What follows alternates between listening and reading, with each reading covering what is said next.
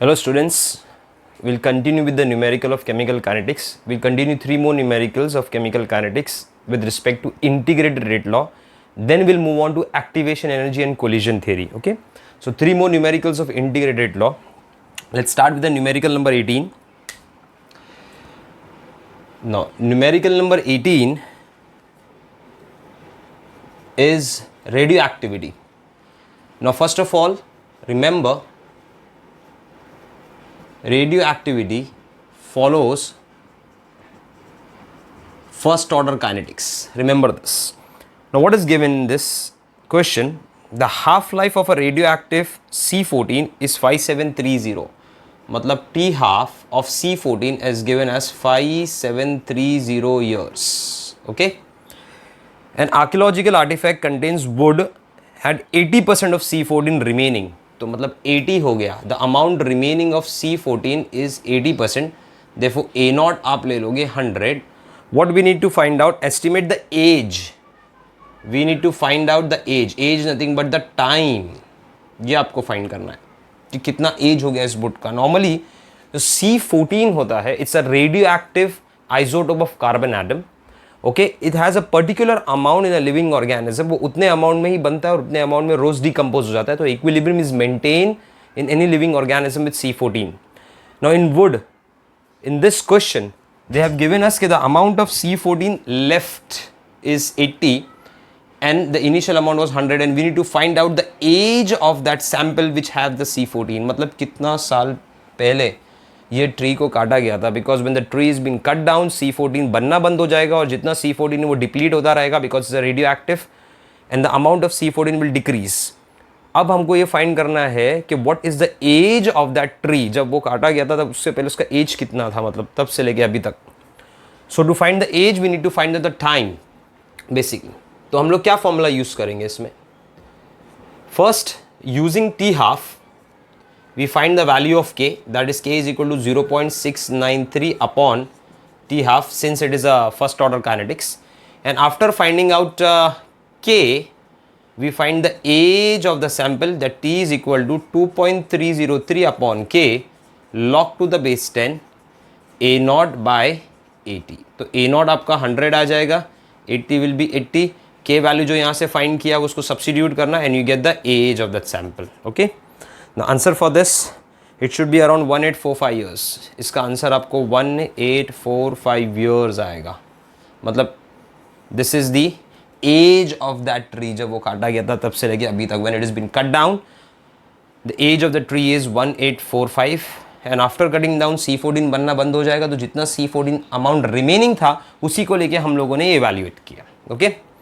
Now let's move on to question number 19. In question number 19, it is given that first order reaction, calculate the ratio between the time taken to complete 3/4 of the reaction and time taken to complete half of the reaction.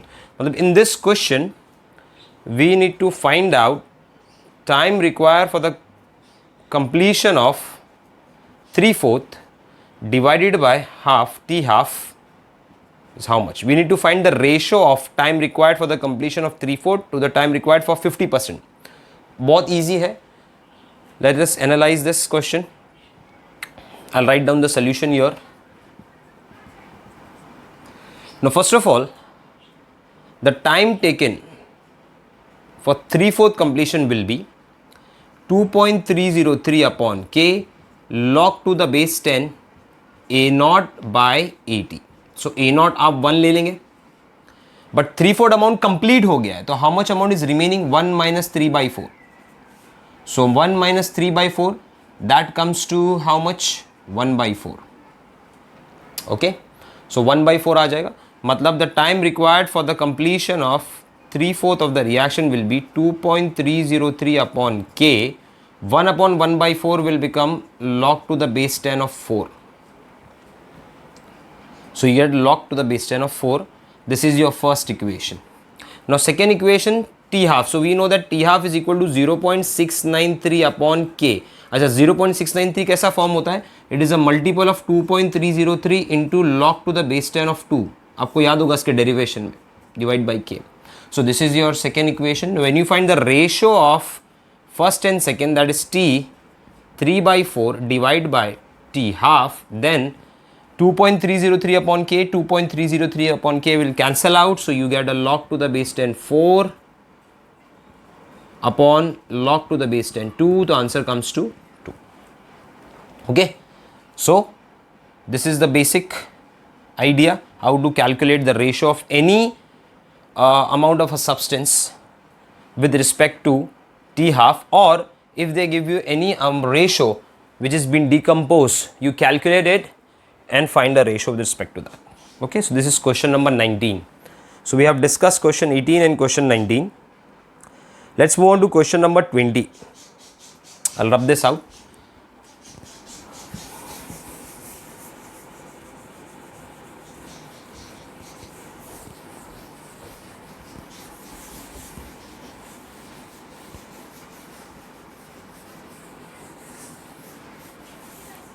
Now in question number 20, it is given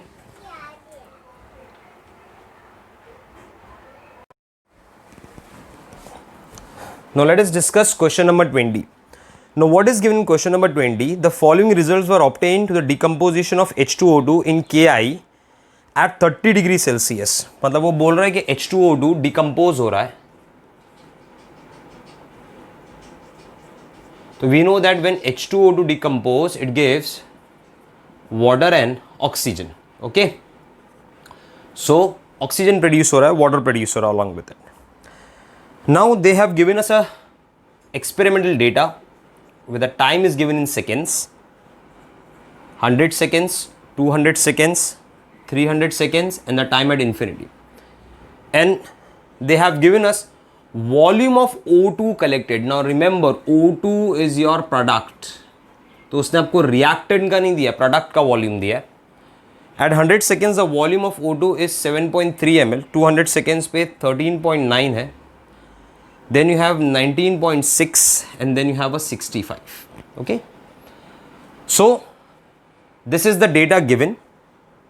What they have asked us to find out, they have asked us to prove that decomposition of H2O2 is a first order reaction. We need to prove that decomposition of H2O2 is a first order reaction. Second, we need to find out the value of K. तो सबसे पहले ये proof करना है कि H2O2 का decomposition एक first order reaction है. तो प्रूफ करने के लिए हम लोग क्या करेंगे? फर्स्ट ऑर्डर का इक्वेशन यूज करेंगे. K is equal to 2.303 upon T log to the base 10 A naught upon AT. A naught is the initial amount and AT is the final amount. But they have not given you the amount. Okay, they have given us the volume of product, not even the volume of reactant. क्योंकि जो हम लोग formula use करते हैं A naught upon AT, that is the initial amount of reactant and the final amount of the reactant. But इन लोगों ने reactant का amount नहीं दिया है, इन लोगों ने प्रोडक्ट का अमाउंट दिया है और वो भी वॉल्यूम में. ओके, तो फॉर्मूला कैसे डिराइव करेंगे? ये फॉर्मूला मैं आपको दे चुका हूँ, V infinity upon V infinity minus VT, but we'll derive it. सबसे पहले बात, from this data, volume at infinity. Can I write down कि V infinity is nothing but volume of O2 after completion of reaction. ये क्यों मैंने लिखा? Because when the time is infinite, the reaction is what? Complete. और जब reaction complete हो जाता है तो जितना भी रिएक्टेंट होता है वो पूरा के पूरा किस में कन्वर्ट हो जाता है? प्रोडक्ट में. So can I say that कि V infinity is the volume of O2 after completion of reaction, और it is nothing but the initial volume of H2O2. क्यों ऐसा? बिकॉज जब रिएक्शन कंप्लीट होगा तो जितना रिएक्टेंट है वो किस में कन्वर्ट हो गया? प्रोडक्ट में. इसका मतलब क्या हो गया? अगर 65 ml ऑफ O2 आपको मिल रहा है after the completion of reaction, इसका मतलब ये है कि जो आपने रिएक्टेंट लिया था वो भी 65 ml था. इसके लिए तो वो कंप्लीट हो गया.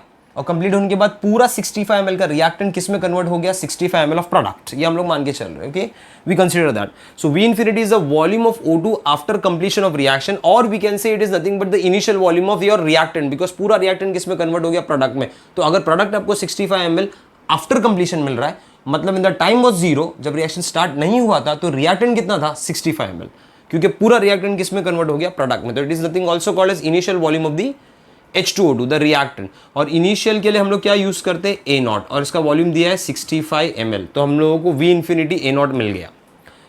Now what is V small t? V small t is volume of O2 formed at any time t.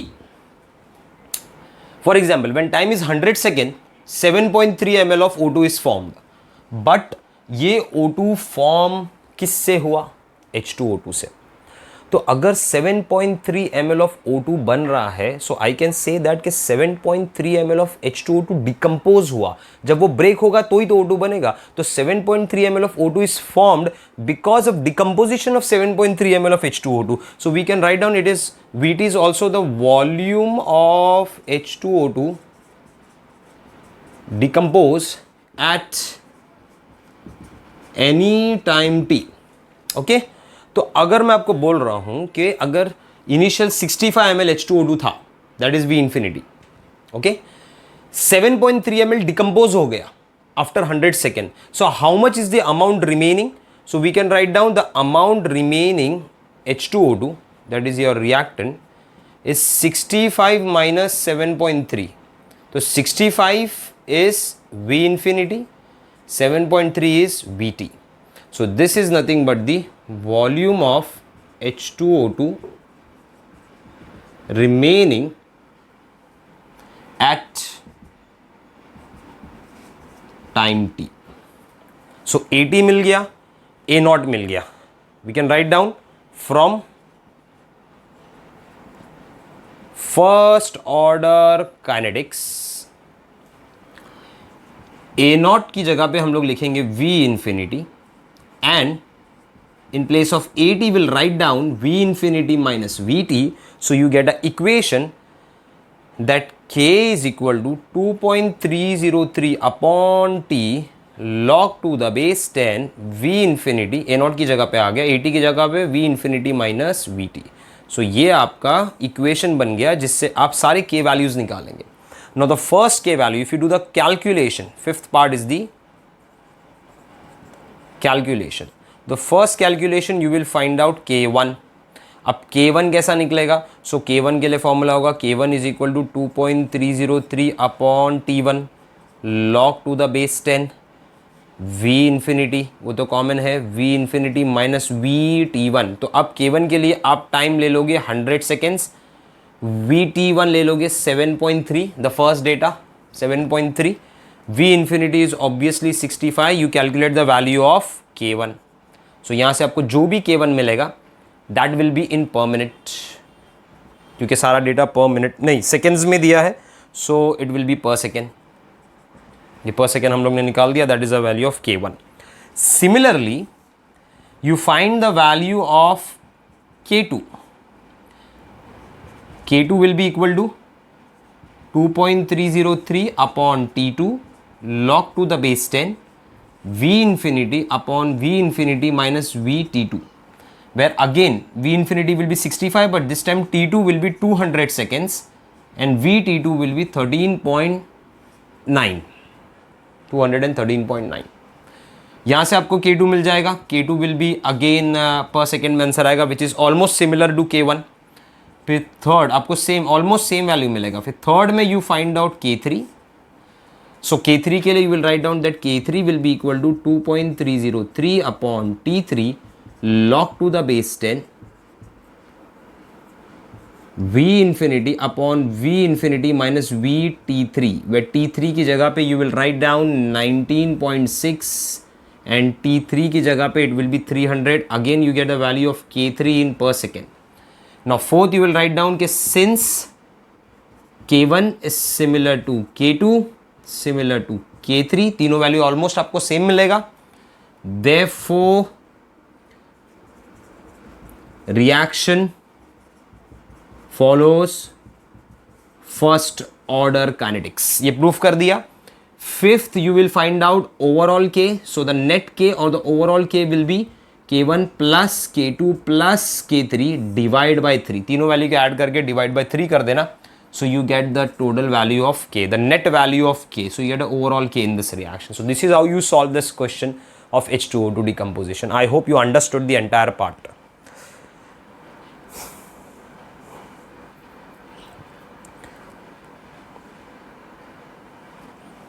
Okay, so I'll rub this out.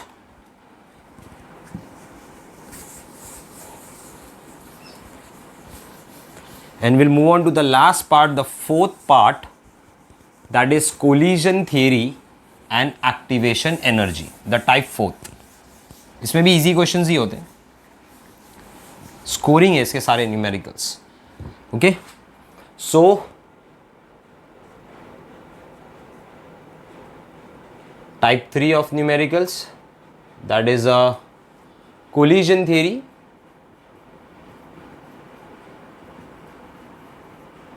and activation energy which is given by EA. So इसका सबसे पहला formula था log to the base 10 K is equal to log to the base 10 A minus EA upon 2.303 RT, where T stands for temperature, R stands for gas constant, EA stands for activation energy. So हम लोगों को ये याद रखने का कि EA अगर आप किलो जूल्स पर मोल में कैलकुलेट कर रहे हो तो R value should be 8.314 into 10⁻³ kilo joules kJ per kelvin mole, ये होना चाहिए. Okay, A stands for frequency factor and its unit is similar to K. आपको याद होगा K हम लोग ने डिफरेंट ऑर्डर के लिए यूनिट निकाला था, first order, zero order, second order, तो वो यूनिट यहाँ A के लिए भी यूज होगा. Okay, now second formula is based on where you have two different temperatures. So when you have two different temperature, it is log to the base 10 K2 upon K1 is equal to EA upon 2.303 R 1 upon T1 minus 1 upon T2, where you need to remember कि T2 is the higher temperature. अगर T2 ज़्यादा है तो K2 will be greater than K1. ये rule याद रखने का, K2 हमेशा K1 से बड़ा रहेगा since T2 is greater than T1. ये फॉर्मूला हम लोग इसे वहाँ पर यूज़ करेंगे. Okay, then third you need to remember कि suppose if there is a catalyst, catalyst is added, याद रखना, एट सेम टेम्परेचर, मतलब टेम्परेचर आपने चेंज नहीं किया, कैटलिस्ट ऐड किया. तो जब कैटलिस्ट आप ऐड करोगे तो एक्टिवेशन एनर्जी, कैटलिस्ट का काम क्या होता है, एक्टिवेशन एनर्जी कम करना. तो it will be having two activation energy. EA1 will be the activation energy without catalyst, और जब आप catalyst ऐड करोगे तो एक नया एक्टिवेशन एनर्जी आएगा with catalyst. और आपको याद है कि catalyst decreases the activation energy and speed of the reaction. मतलब you need to remember कि EA1 which is a without catalyst activation energy is always greater than EA2. so अगर आपने दो EA लिया है, मतलब without catalyst and with catalyst अगर equation लिया और टेम्परेचर कांस्टेंट रखा है, so now the equation becomes log to the base 10 K2 by K1 is equal to, अब कॉमन क्या हो जाएगा, 2.303 RT. वाई? बिकॉज टेम्परेचर आप चेंज नहीं कर रहे हो. सो 1 अपॉन 2.303 RT, ठीक है, that is EA1 minus EA2. याद रखने का, EA2 will be the lesser amount, क्योंकि जब आप कैटलिस्ट ऐड करते हो एक्टिवेशन एनर्जी कम हो जाता है. Fourth, for every 10 degree Celsius rise in temperature,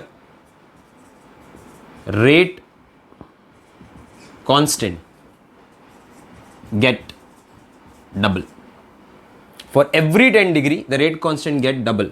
इसके लिए मैंने एक इक्वेशन बताया था मेरे लेक्चर्स में, that if you want to find the final K after increasing the temperature, so it will be equal to initial K into 2 raised to delta T by 10.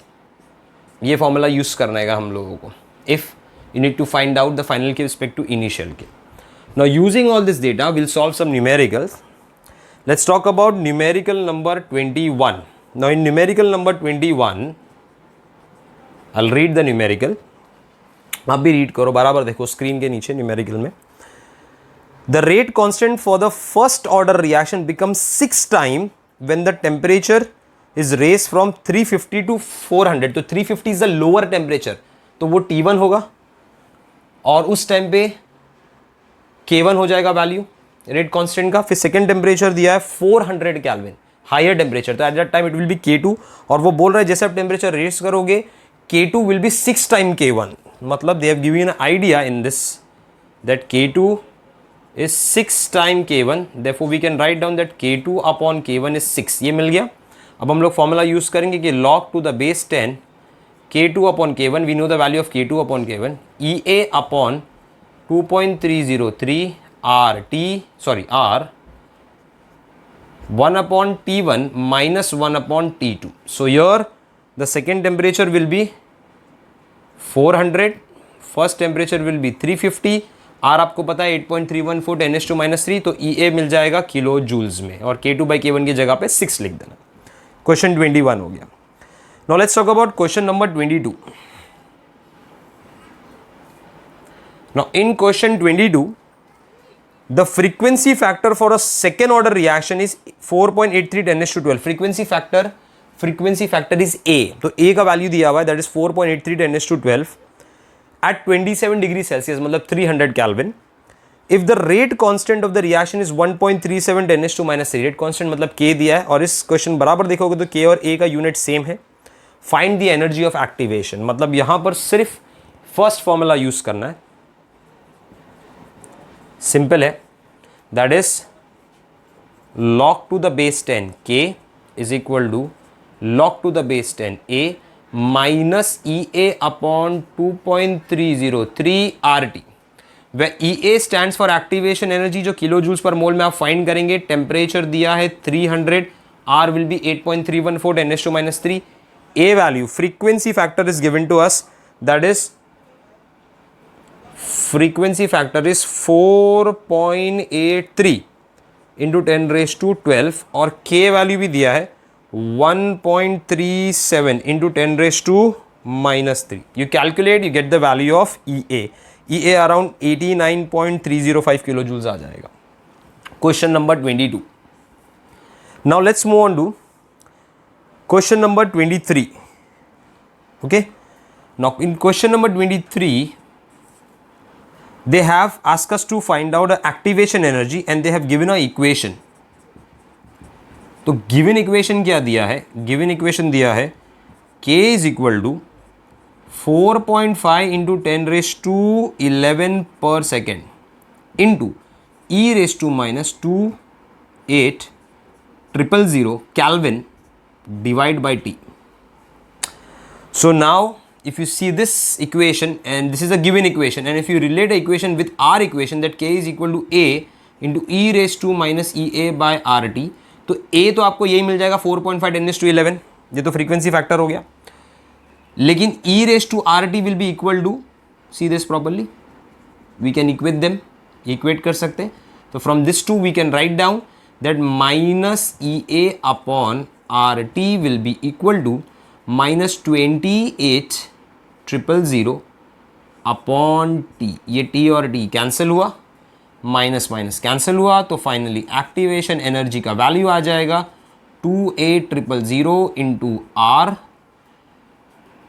That will be equal to 28,000 into 8.314 into 10⁻³ and your value comes to around 232.79 kilo joules per mole. ये आपको answer मिल जाएगा. Okay, simple question है, equate करना है. Now let's talk about question number 24. Okay. Now question number 24 के लिए I'll rub this out. 21, 22, 23. Question number 24 start कर दे. I'll rub this out.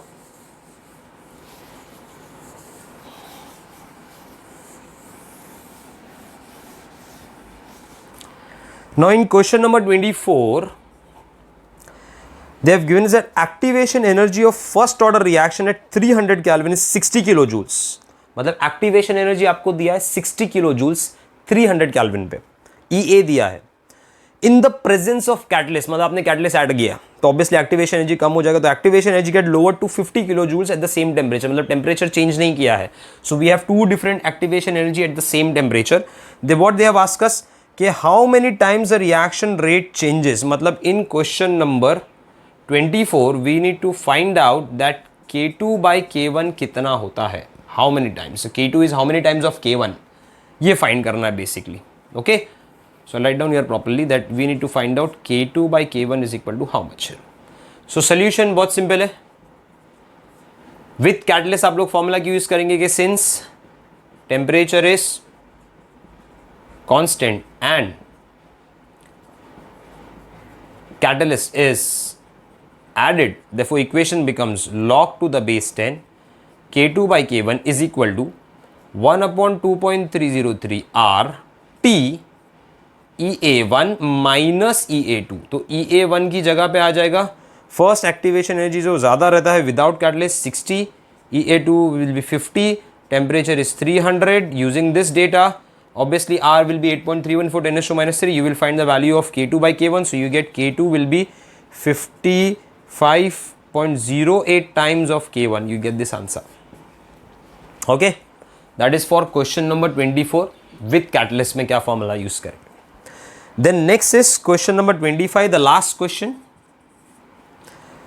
The half-life of first order reaction, half-life दिया T half of first order reaction is 900 minute at 820 Kelvin. Estimate the half-life at 720 lower temperature है. तो पहले ये mistake नहीं करना. यहाँ पर अगर आप बराबर देखोगे क्वेश्चन में तो पहले उन लोगों ने हम लोगों को 820 Kelvin दिया, हाई टेम्परेचर दिया हुआ है, तो वो T2 हो जाता है. 820 Kelvin will be T2 high temperature. तो इस पे जो हाफ लाइफ होगा T हाफ 2 होगा, that will B 900 minutes. Now T1 दिया लोअर टेम्परेचर 720 Kelvin और इस पे आपको हाफ लाइफ फाइंड करना है T half 1 how much. Simple है, वी कैन राइट डाउन कि from first order kinetics T half is equal to 0.693 upon K. 0.963 एक कॉमन होता है, एक कांस्टेंट वैल्यू है. So we can write down that T half is inversely proportional to K. Okay, इसका मतलब ये है कि जहां आप K2 by K1 यूज कर रहे हो उसकी जगह पे आप यूज करोगे T half 1 upon T half 2. Why? Because they are inversely proportional. So हमारा इक्वेशन क्या था, log K2 by K1. तो instead of writing log K2 by K1 we will write down log T half 1 upon T half 2. So therefore the equation becomes log to the base 10 T half 1 upon T half 2. Okay, K2 by K1 की जगह पे T half 1 upon T half 2 is equal to EA upon 2.303 R log to the base, sorry, R 1 upon T1 minus 1 upon T2. तो यहाँ T1 आपका हो गया 720, T2 हो गया 820. ओके, T half 2 दिया है 900, R आपको 8.314 10 to minus 3 लेना. एक्टिवेशन एनर्जी भी दे के रखा है. Activation energy will be how much, it's given 250 kilojoules. So it is 250 kilojoules का एक्टिवेशन एनर्जी यूज कर लो. You get the value of T half 1. आपको T half 1 जो मिलेगा that will be the answer. तो estimate the half life of 720. Okay guys, so this is what you get as the answer finally. So 900 जो है वो 900 से obvious बात है कि अगर आप 900 का कैलकुलेशन करोगे T half 1 का, T half 2 का, so it is inversely proportional to the value of K. तो एक भी हमेशा याद रखना कि T half is inversely proportional to K. जितना K वैल्यू इंक्रीज होता है उतना T half कम होता है. तो T half 2 900. Okay, so when you calculate T half 1 you get the value और वो K1 से होगा. Since K1 is less than K2, देखो K1 K2 से कम होता है, इसके लिए T half 1 T half 2 से ज़्यादा होगा क्योंकि जितना k कम होता है उतना t half इंक्रीज होता है. So you get the value of t half 1. So this is how you calculate questions for activation energy and collision theory. So now I have covered the entire numericals of the chemical kinetics. Go through it once, solve the entire numerical once again, practice it out. Till then, take care. Bye bye.